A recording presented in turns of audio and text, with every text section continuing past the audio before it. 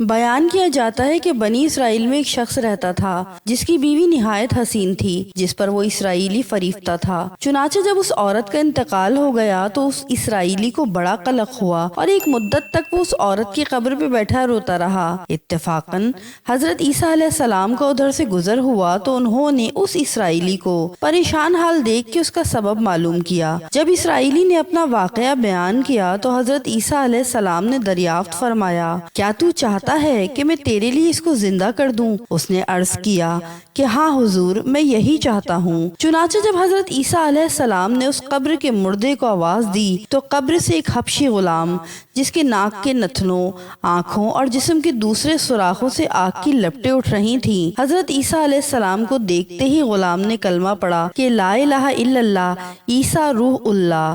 اسرائیلی نے یہ دیکھ کر عرض کیا، حضور مجھ سے غلطی ہو گئی، میری بیوی کی قبر تو دوسری ہے۔ یہ سن کر حضرت عیسیٰ علیہ السلام نے حبشی کو حکم دیا کہ تم اپنی قبر میں واپس جاؤ۔ چنانچہ وہ مردہ ہو کر گر گیا اور اس کی قبر کو مٹی سے چھپا دیا گیا۔ پھر حضرت عیسیٰ علیہ السلام نے اس دوسری قبر کی جانب توجہ فرمائی اور حکم دیا کہ اے صاحب قبر، اللہ کے حکم سے زندہ ہو جا۔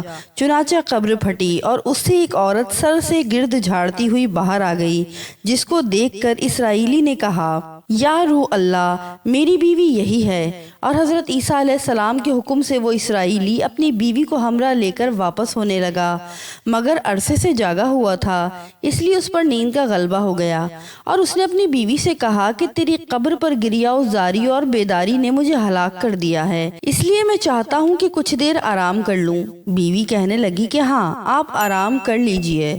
چنانچہ وہ اسرائیلی بیوی کے زانوں پہ سر رکھ کر سو گیا۔ اتنے میں ایک گھوڑے پر سوار ایک شہزادے کا ادھر سے گزر ہوا جو اپنے زمانے کا یکتا حسین تھا، جس کو دیکھ کر شہزادی از خود فریفتہ ہو گئی اور اس کا دل قابو میں نہ رہا۔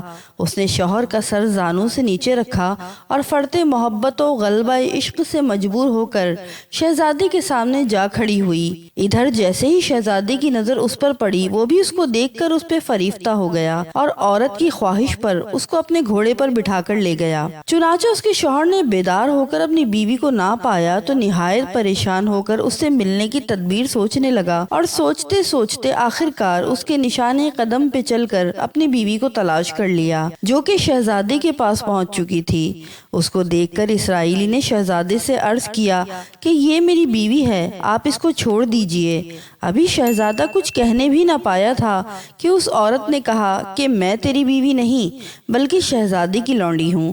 یہ سن کر شہزادہ اسرائیلی سے کہنے لگا، کیا مجھ سے میری لونڈی کو چھیننا چاہتا ہے؟ اس نے کہا، خدا کی قسم، یہ میری بیوی ہے جس کو میرے سردار حضرت عیسیٰ علیہ السلام نے مرنے کے بعد میرے لیے زندہ کیا ہے۔ ابھی یہ گفتگو ہو رہی تھی کہ اتفاقاً حضرت عیسیٰ علیہ السلام بھی وہاں تشریف لے آئے، جن کو دیکھ کر اسرائیلی کہنے لگا، یا روح اللہ، کیا یہ میری وہ بیوی نہیں جس کو آپ نے میرے لیے زندہ کیا ہے؟ حضرت عیسیٰ علیہ السلام نے فرمایا کہ ہاں، یہ وہی ہے۔ یہ سن کر عورت کہنے لگی کہ یا روح اللہ، یہ شخص جھوٹا ہے، میں تو اس شہزادے کی لونڈی ہوں۔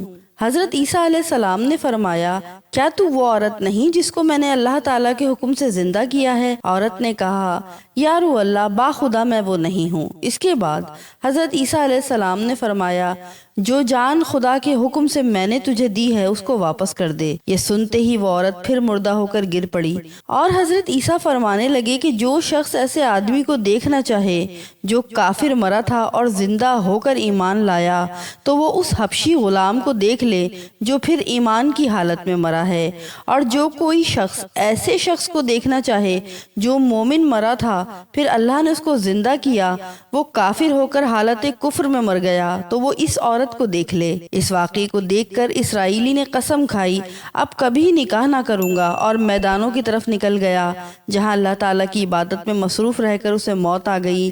اللہ تعالیٰ اس پر رحم فرمائے، آمین۔